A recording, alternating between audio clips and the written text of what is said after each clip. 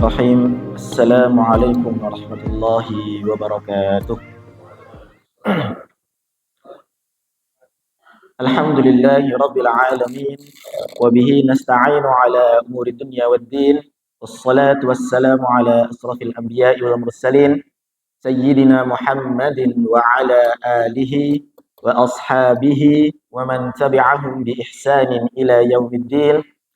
أشهد أن لا إله إلا الله وحده لا شريك له وأشهد أن محمدا عبده ورسوله لا نبي ولا رسول بعده ربنا اشرح لنا صدورنا ويسر لنا أمورنا واحلل عقدة من ألسنتنا يفقه أقوالنا أما بعد.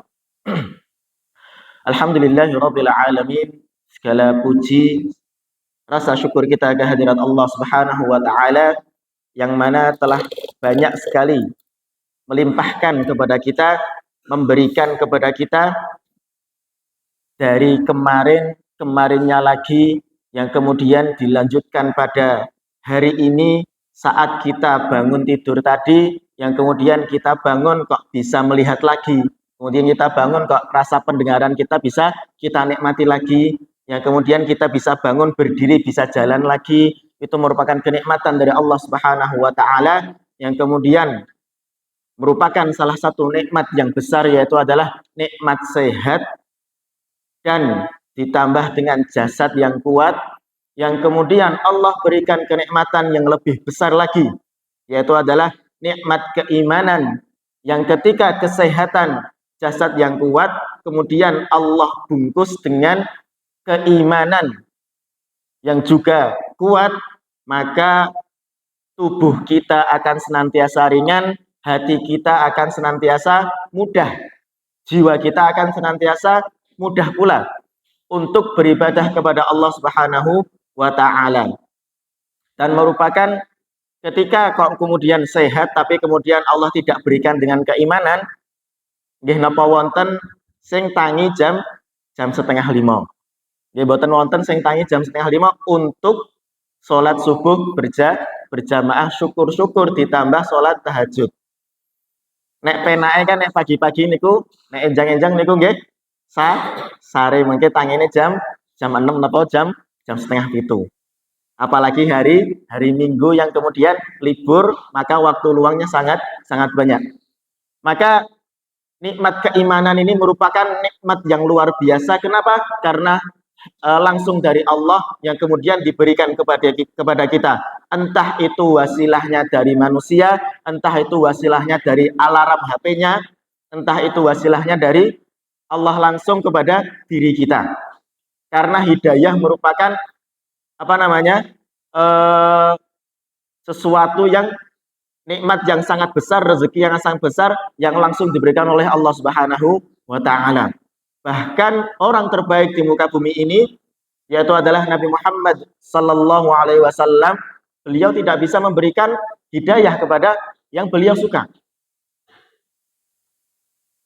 Teringat dalam sejarah, yaitu adalah seorang paman beliau, yaitu paman Abu Thalib, yang kemudian seorang paman yang sangat mencintai keponakannya, yaitu Nabi Muhammad, yang ketika Nabi Muhammad diangkat sebagai nabi, kemudian Nabi Muhammad mengajarkan sesuatu yang tidak pernah diajarkan sebelumnya di daerah tersebut di Makkah. Namun paman beliau melindungi Nabi Muhammad, menjaga Nabi Muhammad dalam perjalanan dakwahnya hingga Nabi Muhammad merasa tenang, merasa aman untuk melanjutkan dakwahnya di kota Makkah. Padahal paman beliau niki Abu Thalib niki dereng masuk Islam hingga akhir hayatnya, yang kemudian ketika Rasulullah berusaha untuk mengantarkan Abu Thalib ini untuk masuk dalam Islam, yang kemudian dihalang-halangi oleh pemuka kaum Quraisy yang lain, yang qadarullah sampai akhir hayat beliau Abu Thalib tidak pernah masuk Islam, yang kemudian membuat Rasulullah sangat sedih karena paman beliau yang beliau sayangi, yang beliau sangat cintai itu malah tidak masuk Islam. Kemudian turutlah sebuah ayat di surat Al-Qasas yang berbunyi, innaka la tahdi man ahbabta walakinnallaha yahdi man yasha. Innaka la tahdi man ahbabta. Firman Allah Subhanahu wa taala, sesungguhnya kamu wahai Muhammad la tahdi man ahbabta. Kamu itu tidak bisa memberikan hidayah kepada orang yang kamu cintai. Bahkan Abu Thalib sekalipun yang merupakan paman beliau sendiri yang melindungi beliau, tapi tidak bisa diberikan hidayah oleh Nabi Muhammad. Walakinnallaha yahdi man yasha. Namun yang dapat memberikan hidayah hanyalah Allah yang kepada beliau kehendaki. Maka jamaah rahimakumullah, kita dapat yang kemudian diberikan nikmat sehat oleh Allah Subhanahu wa taala, kemudian Allah berikan kenikmatan yang lain yang lebih besar pula, yaitu adalah keimanan kepada Allah Subhanahu wa taala, maka patut kita syukuri karena sesungguhnya itu merupakan kenikmatan yang luar biasa yang dapat kita dapatkan pada pagi hari ini. Kemudian yang kedua kalinya salawat serta salam kita haturkan kepada Nabiullah Muhammad sallallahu alaihi wasallam, yang mana kita tunggu syafaat beliau, yang kita tunggu kemurahan hati beliau di yaumil akhir nanti insyaallah taala. Jamaah rahimakumullah, alhamdulillah pada pagi hari ini kita dapat bermuajahah kembali, kita dapat bertemu pada pagi hari ini, diberikan kesempatan oleh Allah untuk berkumpul di Masjid Darussalam yang insyaallah diberkahi Allah Subhanahu wa taala pada kesempatan pagi hari ini. Sebelumnya saya sedikit perkenalan dulu nggih. Nama saya Fariza Syihabuddin Ismail. Walaupun di flyernya, di gambarnya niku saya dari Ma'had Wahatul Quran niku di Sukoharjo. Tapi kula asline nggih Kalijambe, Etanril di Banaran di Desa Karangpung. Saya asli situ, yang kemudian alhamdulillah kemarin diundang oleh Ustadz Saiful untuk datang ke sini untuk mengisi subuh berkah. Alhamdulillah kita banyak sekali diberikan oleh Allah Subhanahu wa taala kenikmatan-kenikmatan yang luar biasa, yang mana mungkin kadang niku boten kita sadari. Kita setiap hari dapat melihat, setiap saat dapat melihat, melek mripate niku dapat melihat, padahal niku nikmat yang luar biasa kadang kita tidak sadari. Yang kemudian kita bisa mendengar, kita bisa merasakan pendengaran, kita bisa mendengarkan sesuatu yang setiap hari kita rasakan, kadang tidak kita sadari, tapi itu adalah sebuah kenikmatan yang luar biasa. Kita diberikan kaki yang kuat untuk berjalan, tangan yang bisa meraba, yang kemudian itu setiap hari kita dapatkan, namun kadang tidak kita sadari bahwa itu adalah sebuah kenikmatan yang luar biasa dari Allah Subhanahu wa taala. Kita diberikan kesehatan oleh Allah Subhanahu wa taala hampir setiap hari. Yang kemudian kita bisa melaksanakan aktivitas-aktivitas, kita bisa bekerja, kita bisa memasak dan sebagainya, yang kemudian karena sering diberikan setiap hari, kadang kita terlupa bahwa itu adalah kenikmatan dari Allah yang luar biasa. Maka salah satu wujud bentuk rasa syukur kita adalah ucapan alhamdulillah, yang merupakan harusnya menjadi sebuah kewajiban kita setiap harinya. Harusnya menjadi sebuah wirid kita setiap harinya. Harusnya menjadikan sebuah keseharian kita setiap harinya, yaitu adalah ucapan alhamdulillah. Karena pada zaman dulu sampai sekarang sungguh beruntung orang-orang yang sedikit. Kok bisa yang sedikit? Allah Subhanahu wa taala berfirman dalam surah Saba yang berbunyi wa qalilum min ibadiyas syakur. Wa qalilum, dan sangat sedikit, dan sungguh sedikit, min ibadi, dari para hamba-hambaku asyakur, yang bersyukur. Maka semoga dengan wujud rasa syukur kita ucapkan setiap harinya alhamdulillah dalam setiap kenikmatan yang Allah berikan kepada kita, dalam rezeki yang Allah berikan kepada kita, entah itu banyak, entah itu sedikit, entah itu berupa materi, entah itu berupa hal-hal yang lain yang kita rasakan. Maka ucapkanlah syukur alhamdulillah, yang merupakan semoga kita menjadi bagian yang orang-orang yang bersyukur, yang kemudian tidak Allah berikan adab yang pedih. Karena dalam surah Ibrahim disebutkan la in syakartum la azidannakum wa la in kafartum inna adzabi lasyadid. La in syakartum, firman Allah Subhanahu wa taala, kalau kalian bersyukur terhadap nikmatku, terhadap semua yang aku berikan kepada kalian, la azidannakum, maka aku akan menambah kenikmatan kepada kalian, menambah rezeki kepada kalian. Wala in kafartum inna adabi lasyadid. Kalau kalian kufur terhadap nikmatku kuberikan kepada kalian malah dipaidu, malah dicela-cela, malah tidak bersyukur kepada Allah Subhanahu wa taala, inna adabi lasyadid, sesungguhnya azabku sangatlah pedih. Maka dalam ayat ini disebutkan ada basyira, ada nadhira. Basyira itu adalah sebuah kabar gembira. Kalau kita bersyukur dalam setiap kenikmatan yang Allah berikan, kita bersyukur dalam rezeki yang Allah berikan, la azidannakum, maka Allah akan menambahkannya. Entah ditambahkannya dalam sebuah bentuk materi yang bisa kita lihat, yang bisa kita pegang, yang bisa kita rasakan, atau bentuknya rezeki yang lain. Entah itu hubungan keluarga yang baik, entah itu nikmat kesehatan, entah itu jasad yang kuat, entah itu rasa bahagia setiap hari yang bisa kita rasakan, maka itu merupakan kenikmatan-kenikmatan yang ditambah oleh Allah Subhanahu wa taala. Tapi juga ada naziro, yaitu adalah kabar peringatan kepada kita, nek awake dhewe nikmatnya disyukuri, nek kita bersyukur kepada Allah terhadap semua nikmat yang diberikan kepada kita, maka Allah akan menambahkan kenikmatan kepada kita. Namun kalau Allah Subhanahu wa taala namun kalau kita tidak bersyukur atas nikmat-nikmat yang diberikan kepada kita, malah kemudian dipaido dan sebagainya, kok dikasih sedikit kemudian kita merasa kok nikmatku sedikit sekali, kok nikmatku nggak koyong ini. Maka perhatikanlah, maka jadi perhatian kita yaitu adalah inna azabi lasyadid. Kalau kita kufur terhadap nikmat Allah Subhanahu wa taala, tidak mensyukuri nikmat dari Allah Subhanahu wa taala, sesungguhnya azab nanti di akhirat sangatlah pedih. Kemudian jamaah rahimakumullah, bentuk rasa syukur kita yang lain, bentuk rasa terima kasih kita kepada Allah Subhanahu wa taala yang kemudian kita telah diberikan banyak kenikmatan oleh Allah Subhanahu wa taala, yaitu adalah dengan cara meningkatkan ketakwaan kita kepada Allah Subhanahu wa taala. Dalam Al-Qur'an disebutkan banyak sekali ayat-ayat yang meminta kita untuk diperintahkan kepada kita untuk memperbanyak atau meningkatkan ketakwaan kita kepada Allah Subhanahu wa taala. Ya ayyuhalladzina amanu taqullaha haqqa tuqatih wa la tamutunna illa wa antum muslimun. Ya ayyuhan nasu taqu rabbakumul ladzi khalaqakum min nafsin wahidah, dan seterusnya.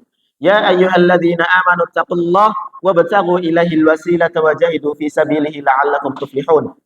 Ya ayyuhalladzina amanu taqullaha wa qulu qawlan sadida. Ya ayyuhalladzina amanu taqullaha wal tanzur nafsum ma qaddamat lighad. Banyak sekali. Belum yang disebutkan dengan wattaqullaha la'allakum turhamun, wattaqullaha innallaha sari'ul iqab, sari'ul hisab, wattaqullaha innallaha alimun bidzatis sudur, wattaqullaha innallaha khabirum bima ta'malun. Sangat banyak sekali.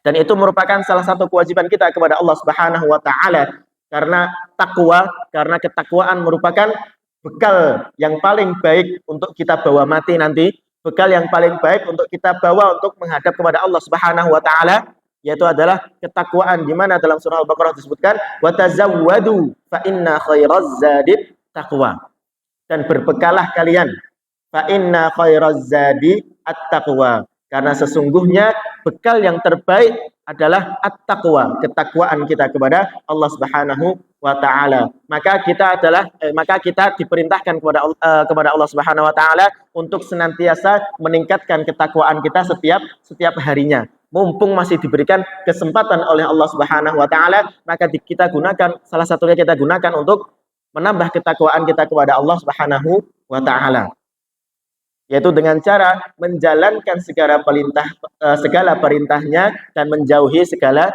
larangannya. Dan masih banyak sekali bagaimana cara kita untuk meningkatkan ketakwaan kepada Allah Subhanahu wa taala. Sangat banyak jalannya, sangat banyak caranya untuk kita meningkatkan ketakwaan kita kepada Allah Subhanahu wa taala.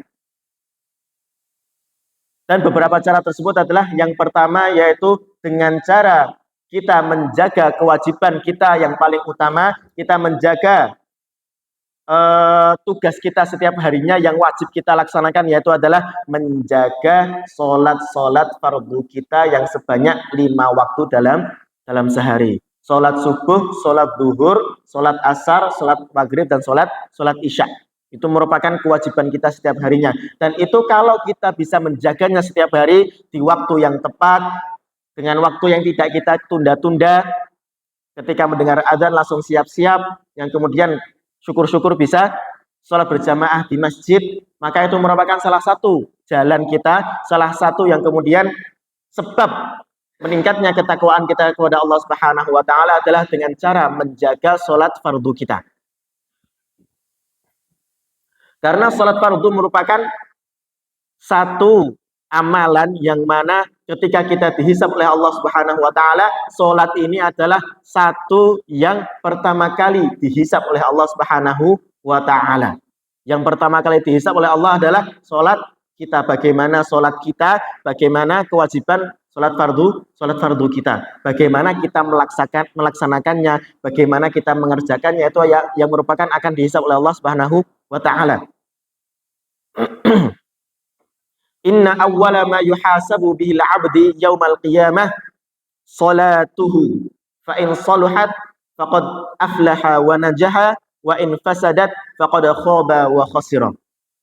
Inna awwala, ini ketika Nabi, sabda Nabi Allah Muhammad sallallahu alaihi wasallam, inna awwala ma yuhasabu bihil abdi yaumal qiyamah, yang pertama kali, sesungguhnya yang pertama kali dihisab dari seorang hamba pada hari kiamat, min amalihi, dari amal-amalnya, adalah sholatuhu, dari sholatnya. Jadi yang pertama kali kita dihisab oleh Allah Subhanahu wa taala adalah sholat kita, sholat fardu kita. Fa in saluhat, kalau sholat kita bagus yang kemudian kita kerjakan pada waktu yang ditentukan, tidak kita tunda-tunda, faqad aflaha wa najaha, maka kita akan beruntung, aflaha wa najaha, dan kita akan selamat. Wa in fasadat, kalau misalkan sholat kita yang kemudian amburadul, yang kita sholat kita kemudian tidak tertata rapi, sholatnya tidak sesuai waktunya, kita tunda-tunda, kemudian ditunda-tunda, lali, malah rasido sholat, maka faqad khaba, maka kita akan celaka, wa khasira, maka dan kita akan merugi. Maka sholat niki merupakan hal yang harus kita perhatikan. Kalau di tempat saya di Karangpung niku ada pujian nggih, tembang sebelum iqomah, kan biasanya kalau setelah azan kemudian ada pujian-pujian. Niku pujiannya bagus, yang mengajak kita untuk salat jamaah. Para kanca monggo sami jamaah, kersane gadah ganjaran kathah, menawi repot dibagi-bagi, godane setan aja turuti. Para kanca monggo sami jamaah. Ayo para kanca, para rencang-rencang sekalian, para kerabat-kerabat kita, keluarga kita, monggo sami jamaah. Ayo kita sholat berjamaah. Kersane gadah ganjaran kathah. Kalau kita bisa mengerjakan sholat dengan tepat waktu, maka kita akan mendapatkan pahala yang sangat luar biasa. Menawi repot dibagi-bagi. Nah niki, kalau misalkan kita repot, kalau misalkan kita memiliki sebuah tugas yang tidak bisa ditunda, yang kemudian udzur syar'i atau yang lebih mendesak, kita lakukan terlebih dahulu, maka dibagi waktunya, di-manage waktunya. Sholatnya tepat waktu, sholatnya di waktu yang ditentukan. Kalau misalkan yang putra tidak bisa berjamaah, misalkan di tempat kerja tidak bisa berjamaah, maka bisa berjamaah dengan teman yang ada di tempat yang nggak harus di masjid. Dibagi-bagi. Godane setan ojo turuti. Maka bisikan dari setan Jangan sampai kita turuti, jangan sampai kita kemudian jawab. Karena apa namanya? Ketika azan berkumandang dan kemudian kalau kita tergerak untuk segera ke masjid, maka itu merupakan kita bisa lepas dari belenggu syaitan. Tapi kemudian kalau misalkan kita apa namanya? Azan sudah berkumandang, lah kok bal-balannya dong rampung, lah kok sinetronnya dong rampung, maka itu merupakan salah satu masuknya jalan syaitan. Kosek bal-balannya rampung kesek, kosek sinetronnya dirampung kesek, gen iklan sih. Maka itu merupakan salah satu bentuk godaan dari syaitan ya untuk menghasut kita agar tidak mengerjakan sholat secara sempurna. Oke, karena sholat merupakan yang tadi kita sampaikan adalah yang pertama kali dihisab oleh Allah Subhanahu wa taala. Ini ibaratnya 17-an kemarin ada lomba masak nasi goreng beserta topping-toppingnya, beserta tambahan-tambahannya. Tambah-tambahannya niku nggih endok, nggih daging, nggih bakso, nggih sosis, nggih babat, nggih iso, nggih. Awake dhewe melu lomba yang kemudian kita malah tidak masak nasi gorengnya tapi masak napa niku? Topping-toppingnya. Masak endok tok, masak babat tok, masak apa namanya? Bakso netok dan lain-lain sebagainya. Ibaratnya kita gak sholat dengan bagus tapi ibadah-ibadah yang lain bagus. Misalkan kita infaknya banyak, misalkan ngajinya juga banyak, sodakohnya deres, okay? Yang kemudian apa namanya? Sholatnya malah terlupakan. Maka seperti itu. Kita seperti ikut masak lomba nasi goreng tapi nasi gorengnya malah ora dimasak. Hingga kemudian sama juri mungkin akan diskualifikasi, tidak akan masuk dalam apa namanya? Kriteria perlombaan. Maka seperti itulah ketika kita tidak menjaga sholat kita tapi kemudian kita merasa bangga dengan amal-amal yang lain padahal yang utama belum kita kerjakan. Maka jemaah rahimakumullah, salah satu bentuk cara kita meningkatkan ketakwaan kita kepada Allah Subhanahu wa taala adalah yaitu dengan cara menjaga sholat-sholat kita. Menjaga sholat fardu kita. Yang kemudian kalau sholat fardu kita bagus, kalau sholat wajib kita bagus, kita kerjakan setiap hari, kita kerjakan tanpa menunda-nunda waktu. Soalnya nek ditunda-tunda kadang malah lali, malah ora sholat. Yang kemudian ketika sholatnya kita itu bagus, maka insya Allah yang lain itu akan ikut. Sodakoh kita juga akan bagus. Apa namanya? Ngaji kita juga akan tertib. Kehidupan kita juga akan tertib. Masalah-masalah kita insya Allah kalau kita senantiasa sholat fardu kemudian kita berdoa kepada Allah, maka insya Allah masalah-masalah yang kita apa namanya yang kita hadapi insya Allah akan diberikan satu demi satu jalan keluarnya. Wa may yattaqillaha yaj'al lahu makhraja. Kita sholat fardu kemudian kita menjaga ketakwaan kita kepada Allah, kita meningkatkan ketakwaan kita kepada Allah. Wa may yattaqillah, dan barang siapa yang bertakwa kepada Allah yaj'al lahu makhraja, maka Allah akan memberikan jalan keluar terhadap masalah-masalah kita. Kemudian ditambahkan wa yarzuquhu min haitsu la yahtasib, dan insya Allah kita akan diberikan rezeki-rezeki yang mungkin tidak pernah kita sangka. Itu yang pertama. Kemudian yang kedua yaitu adalah dengan cara menjadikan Al-Quran sebagai pedoman hidup kita. Allah Subhanahu wa taala berfirman, hudal lil muttaqin. Bahwa sesungguhnya Al-Quran itu adalah huda, petunjuk, hidayah bagi kita, lil muttaqin. Al-muttaqin artinya adalah orang-orang yang bertakwa. Nek awake dhewe pengen bertakwa kepada Allah, nek awake dhewe pengen meningkatkan ketakwaan kita kepada Allah, maka jadikan Quran itu sebagai pedoman kita. Nek awake dhewe masalah, buka Quran. Buka Quran, golek jawabane. Nek kita banyak masalah, perbanyak baca Quran. Maka insya Allah itu akan memberikan jawaban kepada kita. Dan alhamdulillah kita niku kita patut bersyukur, yang sangat-sangat bersyukur karena kita merupakan umatnya Nabi Muhammad. Okay? Pertama, umat Nabi Muhammad itu merupakan umat yang diselamatkan. Kalau kita membaca kisah para nabi dan rasul sebelum Nabi Muhammad, okay? Kaumnya Nabi Hud, kaumnya Nabi Lut, kaumnya Nabi Ibrahim, kaumnya Nabi Soleh dan sebagainya. Ketika kaum-kaum tersebut tidak beribadah kepada Allah, tidak mengimani Allah, ingkar kepada Allah, banyak maksiatnya, maka apa yang terjadi? Langsung diluluh lantakkan, langsung dihilangkan dari muka bumi.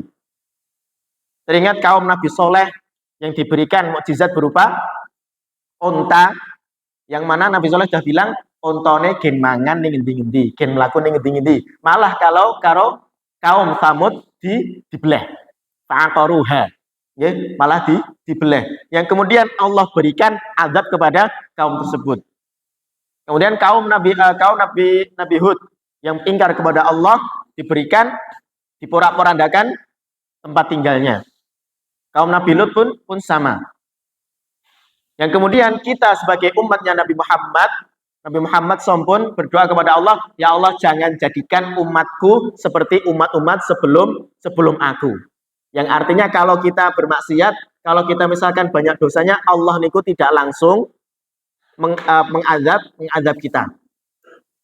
Tapi mungkin ditunggu dulu. Tetap jadi perhatian kita. Walaupun kok kita banyak maksiatkan, kok kita banyak dosanya, kok Allah kok kemudian kita hidupnya lancar-lancar saja, maka jangan sampai kita kemudian merasa tenang karena mungkin ditunggu dulu. Nauzubillah min dzalik. Kemudian selain daripada hal tersebut, kita yang patut bersyukur kepada umatnya Nabi Muhammad, yaitu adalah dengan diturunkannya mukjizat yang sangat luar biasa, yang sangat besar, yaitu adalah Al-Qur'an. Coba misalnya awake dhewe maca qul a'udzu birabbil falaq.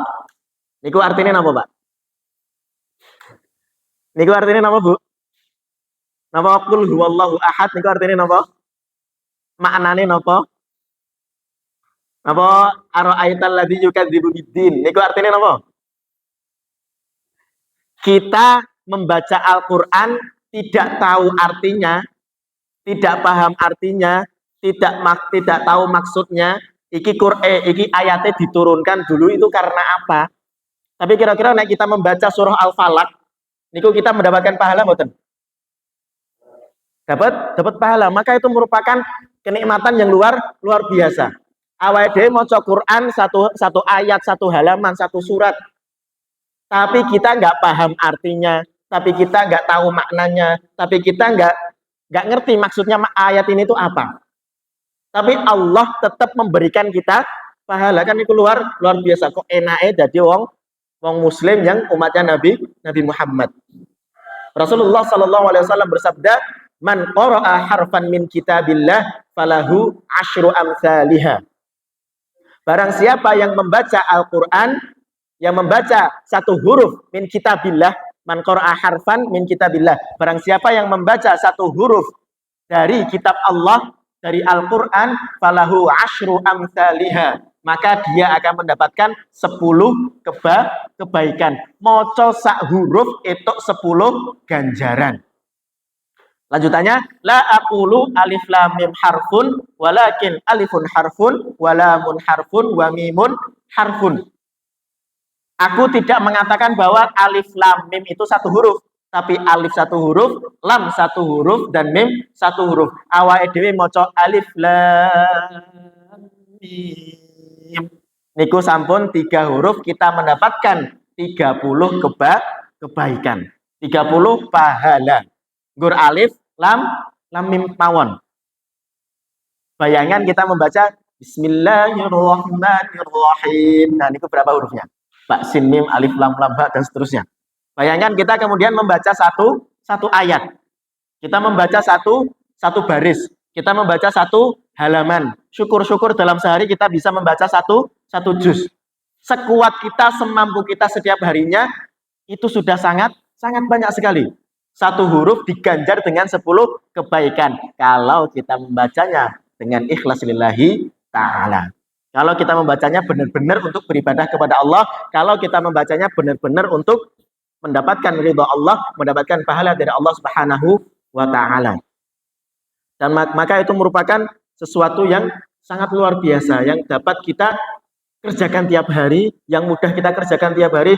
Misalnya bahkan kalau kita membacanya tidak lancar sekalipun, isih salah-salah, isih nyandet-nyandet, isih terbata-bata, Nabi Muhammad sallallahu alaihi wasallam bersabda, "Walladzi yaqra'ul Qur'an wa yatata'u fihi wa huwa 'alaihi syaq lahu ajron."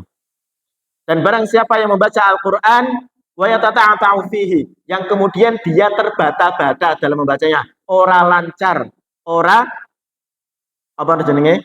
Ora lancar kemudian nyandet-nyandet au gitu misal istilahnya. Nggih. Amburadul nggih. Yang kemudian kita bacanya enggak lancar nggih. Kadang yang ngrungokke ya tak ngaji dhewe wae. Berarti ngoten. Tapi kemudian wa huwa alaihi syak.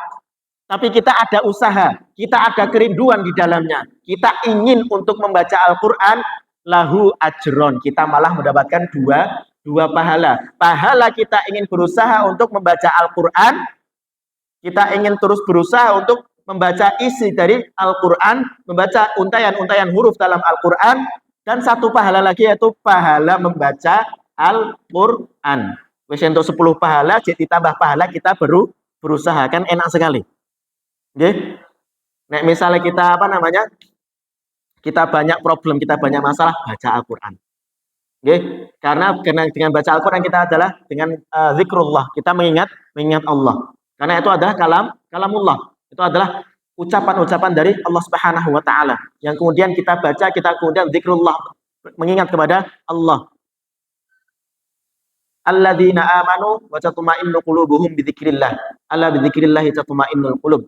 Dan sesungguhnya orang-orang yang beriman wa tatma'innu qulubuhum, yang mereka tentram hatinya bidzikrillah, dengan cara mengingat Allah. Alla bidzikrillah tatma'innul qulub. Maka bukankah dengan membaca Al-Qur'an, dengan zikir kepada Allah, dengan mengingat kepada Allah Subhanahu wa taala, tatmainnul qulub, kita akan diberikan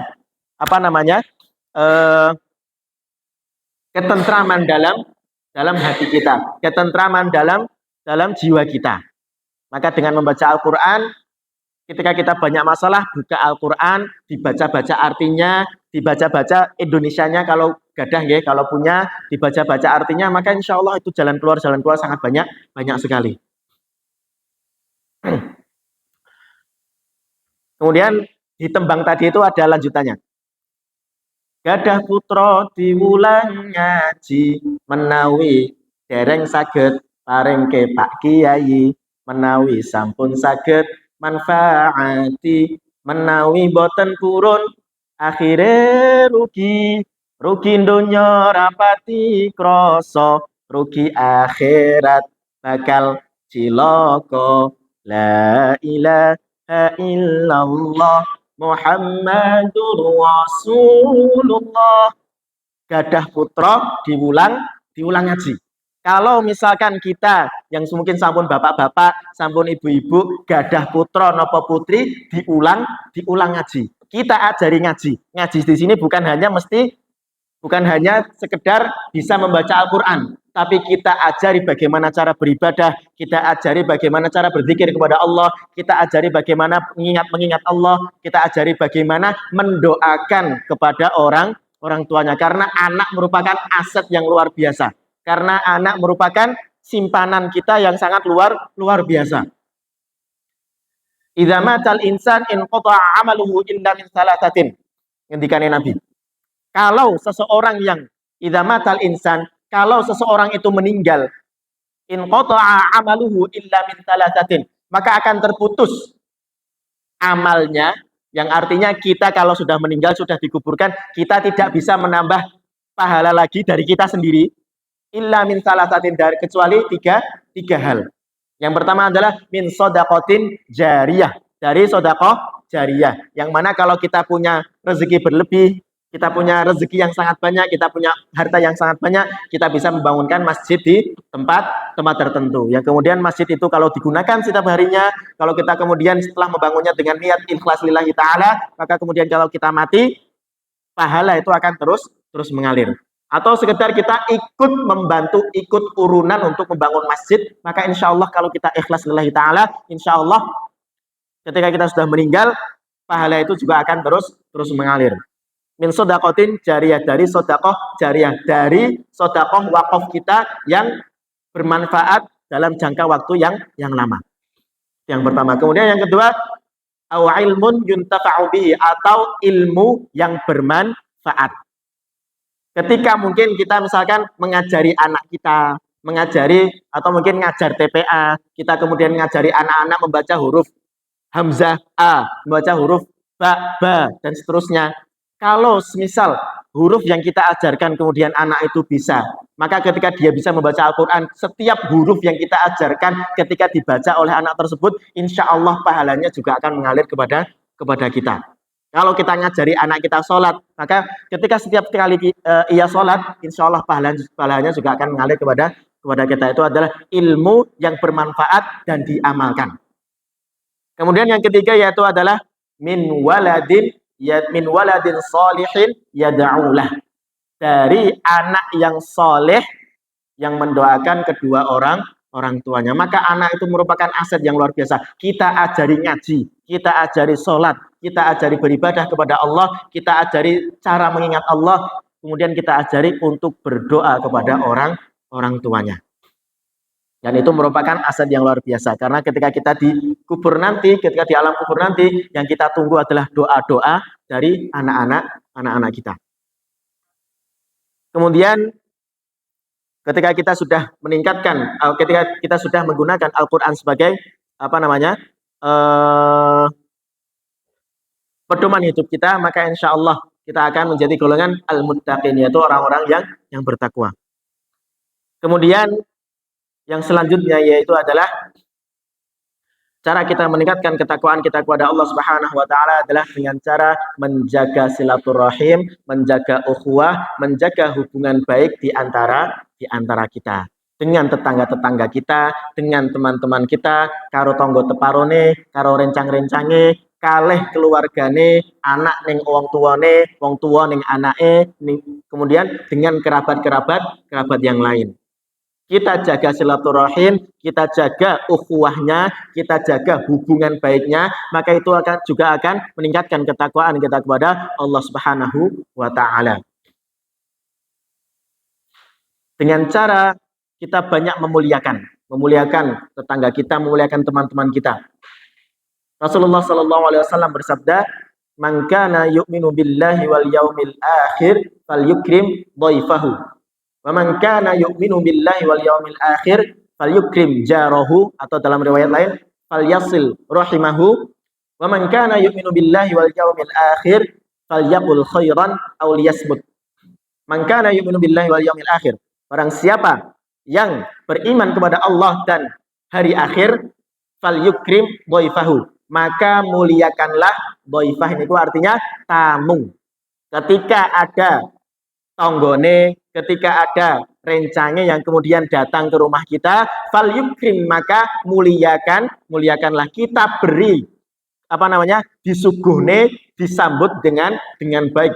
Mbok kita kenal dekat dengan orang tersebut, kita kenal dekat dengan mungkin tonggone dhewe sing cedak banget, mungkin koncone dhewe sing cedak banget, maka tetap kewajiban kita sebagai tuan rumah adalah dengan cara memuliakan semulia-mulianya tamunya, sehingga ia ketika mampir ke rumah kita kemudian merasa nyaman, kemudian merasa dihargai, kemudian tidak merasa ora dikapak-kapakne. Tapi juga kemudian kalau kita bertamu kepada seseorang, kita posisinya sebagai tamu, nggih, terus kemudian ojo malah ngelunjak. Mentang-mentang value cream boy bau, kemudian kene aku tamune mulyakne aku. Nggih, mboten ngoten niku. Tapi sama-sama tuan rumahnya memberikan jamuan yang baik, memberikan sambutan yang baik, tamunya juga datang menghormati tuan rumahnya. Kemudian yang kedua yaitu man kana yu'minu billahi wa man kana yu'minu billahi wal yaumil akhir, dan barang siapa yang beriman kepada Allah Subhanahu wa taala dan hari akhir, falyukrim jarahu atau falyasil rahimahu. Falyukrim jarahu artinya muliakanlah tetanggamu. Tonggone dimulyakne. Nggih, tonggone tuku motor anyar nggih aja diseriki. Tonggone tuku mobil anyar nggih aja diseriki. Tonggone duwe rezeki nggih aja dipaido, dan kemudian dan sebagainya. Alhamdulillah kita tinggal di daerah yang bisa kita bilang pedesaan, di kampung. Karena di kampung niku wah Masya Allah penake luar biasa. Nggih, tonggone kok ujung tekan ujung kenal kabeh. Nek enten sing gerah kemudian ditiliki sarang-sarang kan niku enake luar biasa. Nggih, nek teng kota pun mboten enten. Kadang-kadang sebelah pun mboten kenal. Maka ketika kita tinggal di sebuah pedesaan yang kemudian kita memuliakan tetangga, maka itu merupakan salah satu kewajiban kita untuk menjaga kerukunan tetangga. Qadarullah kemarin niku ibu saya 2 minggu yang lalu niku jatuh dari motor, kemudian kakinya niku retak di daerah lutut niku. Hingga akhirnya mboten saged jalan atau tidak bisa melaksanakan aktivitas dengan bagus. Ya alhamdulillah ditiliki tonggo-tonggo nih. Kemudian pada suatu hari ketika saya di rumah niku ada tetangga yang kemudian Assalamualaikum. Bu enak rang. Iki enak jangan gori. Masya Allah. Nggih. Tonggone yang kemudian tahu karena tetangganya ibu saya niku gerah ngadeg kaya angel apa meneh masak, nggih. Sing masak bapak kula niku. Yang kemudian tonggone paham, oh alhamdulillah niki merupakan salah satu bentuk memuliakan tetangga. Tonggone paham, sengaja ngluwihi kuah yang ada dalam sayurnya kemudian diberikan kepada tetangganya. Kan itu merupakan kenikmatan yang luar biasa kalau misalkan kita rukun dengan tetangga. Tonggone ojo dipaidu. Mbok kita meninggal nanti yang ngurusi ya tetangga kita. Maka jangan sampai kita merusak hubungan antar tetangga kita. Okay. Kemudian Allah Subhanahu wa taala juga berfirman, "Ya ayyuhalladzina amanu ijtanibu katsiran minadh-dhanni inna ba'dadh-dhanni itsm." Wahai orang-orang yang beriman, okay. Allah memanggil kita hamba-hambanya dengan panggilan sayang, okay. Wahai orang-orang yang beriman, kata beliau. Boh imane adewe cendik atau imane adewe dhuwur, tapi kemudian Allah memanggil kita sebagai seorang yang beriman. Yang mengimani Allah Subhanahu wa taala. Ijtanibu katsiran minadh-dhann. Jauhkanlah diri kalian dari dhon. Napa niku dhon? Prasangka. Prasangka niku sangka delok dhisik kemudian masuk dalam hati. Dirasani sik tanggane. Waduh, tanggane tuku mobil anyar. Duit kang endi kae. Inna ba'dadh-dhanni itsm. Sesungguhnya sebagian daripada dhon itu adalah dari prasangka itu adalah ism dosa. Maka disebutkan ada yang namanya husnu dhon, ada yang namanya su'u dhon. Ada prasangka baik yang kemudian ada prasangka buruk. Yang termasuk dengan dosa itu adalah prasangka buruk. Maka ketika kita melihat kelebihan dari seseorang, kemudian kita melihat rezeki yang lebih dari seseorang, niku pasti masuknya dalam hati dulu. Prasangka dulu. Nggih, wah tonggoku dolan wae kerja apa kayak kan. Masuknya dalam hati dulu. Kemudian kalau kita misalkan tidak kita stop, tidak kita cegah dulu, kemudian dia akan naik ke atas mulut yang kemudian kita ajak tanggane kayak deloken.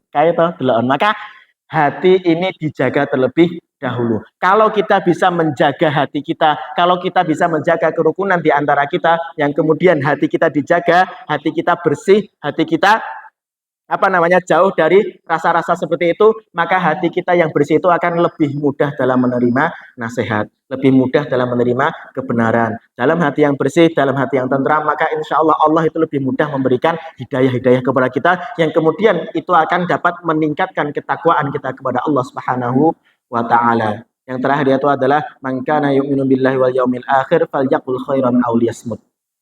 Katakanlah yang baik atau diam. Ketika kita tidak bisa mengucapkan sesuatu yang baik kepada seseorang, ketika kita tidak bisa melantunkan sesuatu yang baik kepada seseorang, maka diam. Kalau kita bisa membuka suara kita untuk kebaikan, kalau kita bisa membuka suara kita untuk menasihati, falyaqul khairan itu artinya kita juga menasihati antar kita, menasihati antar keluarga kita, menasihati antar tetangga kita, antar teman-teman kita, antar kerabat kita, maka sampaikanlah walau kana ayat, walaupun satu ayat, walaupun hanya kita mengajak untuk bersyukur setiap hari, itu merupakan falyaqul khairan, merupakan perkataan yang baik. Kalau kita tidak bisa melaksanakannya, maka falyaqul khairan aw liyasmut, maka cukup diam, agar apa-apa yang dilakukan oleh lidah kita, daging yang kecil ini, tapi masalahnya yang ditimbulkan bisa sangat luar biasa, maka kita jaga dari hal-hal yang buruk.